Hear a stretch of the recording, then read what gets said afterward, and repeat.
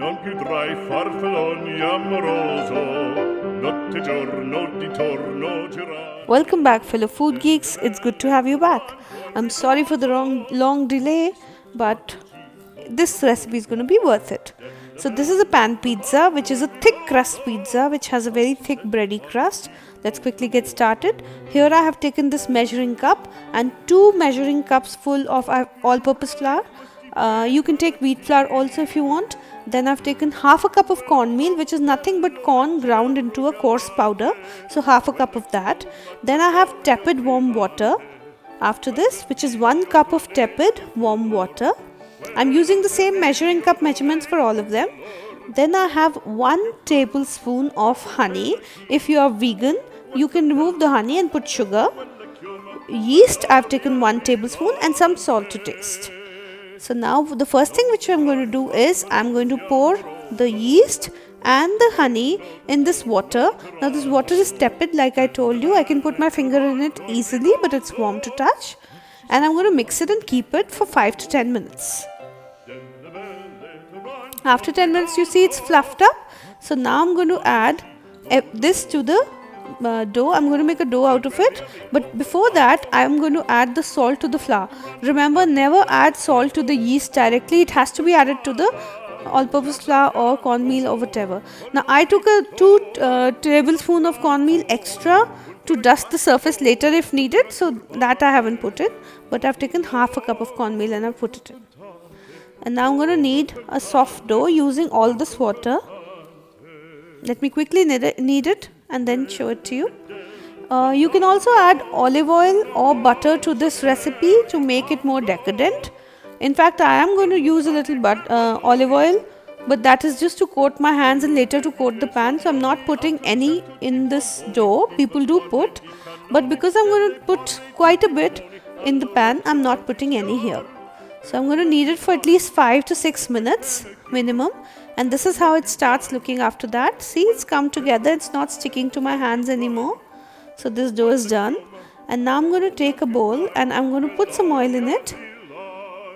And then I'm going to place this dough in this bowl.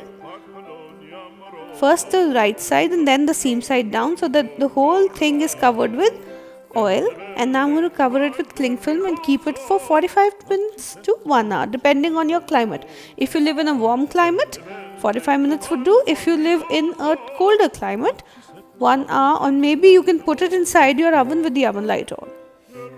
See, it's doubled in size. So we are going to keep it till it doubles in size, no matter what the time it takes. So now I'm going to just take it out, tip it out on my work surface. I'm going to dust it with a little flour and tip it out. And then I'm going to roll it. Meanwhile, I'm also showing you the pan I plan to put this in. Now this is a cast iron pan, a 12-inch cast iron pan. If you don't have it, you can use a pie dish also of similar size. It's up to you. Cast iron would give you the most crispiest crust, as I do not have a pizza stone, and you cannot make a pan pizza on a pizza stone. You need something like a pie dish or a pan because it's a bready pizza. It's going to rise up. So for that reason, we'll use a pan here. Suppose you don't want to make a pan pizza, you can divide this dough into 2 parts and then make 2 thin crust pizzas also, just in case you would like a thinner crust. Now I'm going to oil this surface very generously because cast iron is, although this is a seasoned cast iron pan, it needs oil.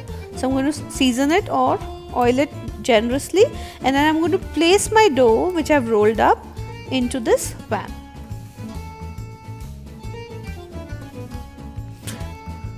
Like so. Now I'm going to use some vegetables. Now I have taken some, I have 200 grams of mushrooms and like a small piece of bell pepper. You could take any mixture of vegetables you like. I've taken some mozzarella, so I have around 300 grams of mozzarella. You can use fresh or you can use packaged. It's absolutely fine whichever you use. This is marinara sauce. This is homemade marinara. The recipe for this will be in the description box and the first comment down below. I have made marinara sauce before in the pasta shell recipe. So all I have to do now is assemble the pizza. I am using around half a cup of marinara sauce in total. So I am adding mushrooms here. You can go ahead, add bell peppers, zucchini, broccoli, any onions, whatever vegetable suits you. or is pleasing for you, you can go ahead and add that. I prefer mushrooms a lot, so I'm adding mushrooms. Now mushrooms have a lot of water, and I have not washed my mushrooms. I have cleaned them with a kitchen towel. If in case you have washed your mushrooms, in that case you must roast them, remove the water, dry them, and then put them in. Remember this. If you have washed your mushrooms under the tap, please do not put them directly raw into this, otherwise it is going to bleed out a lot of water and your pizza crust will be soggy. So after we put in the vegetables, we'll put in the cheese, we'll spread it around. If you don't find fresh mozzarella, it's absolutely fine. The dry version is perfect too. It's also sold as pizza cheese in a few places. Now we're going to dot marinara sauce on top. Now in this pizza we put the sauce on top because this takes a long time in the oven. And if you put the sauce on the bottom like we do for a normal thin crust pizza, the cheese and the vegetables are not only going to dry, it's going to shrivel up. It's not going to be a nice taste. That's why we add the sauce on the top. Meanwhile, we are preheating our oven to 475 degree Fahrenheit or 250 degree centigrade. Now I have placed this on the gas stove for around 5 to 7 minutes because I want to help heat the cast iron pan and start the process of crisping up the bottom layer. This really would give it a very nice texture. Meanwhile, I'm also adding some garlic seasoning, some herbs. You can add pizza seasoning, whatever you have on hand is fine. A little bit I'm adding. And then after 7 minutes, I'm going to place this inside the oven. If you don't want a soggy pizza, please make sure that your marinara sauce is thick and not liquidy, because a liquidy marinara sauce will lead to a bleeding pizza and a soggy crust. So just these two tips to keep in mind. Now I'm going to bake this for around 35 to 45 minutes depending on your oven.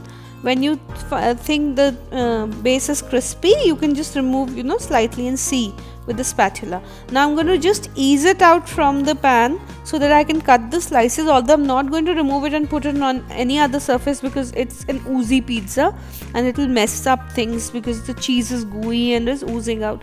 So I'm going to cut it inside the pan itself. So this is going to act as my serving plate. I'm just going to cut it into pieces and then we're going to serve the pizza. So do you see how easy this was? How quickly it came together? You can decorate this with a little fresh basil if you want. Please go ahead, try this pizza. I assure you, you are going to make it again and again. Just a few things to remember. Washing the mushrooms. So if your vegetables are watery, your pizza will be watery. So if you wash them, then please saute them, remove the water, then put them in. And also the sauce has to be thick. The marinara sauce has to be thick. Just keep these two things in mind and you will have a perfect pizza each time. It is delicious. Go ahead, try it. Comment down below. Let me know how this was. I will be coming up with more recipes for you. And if you've enjoyed it, give me a like. Let me know what if there's anything that you'd like to learn or know how to cook in future, and I'll make that for you.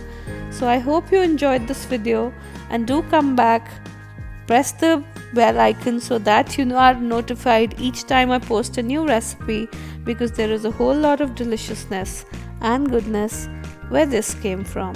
I apologize once again for taking so long to post this recipe, but I'm sure it was worth it. Bye.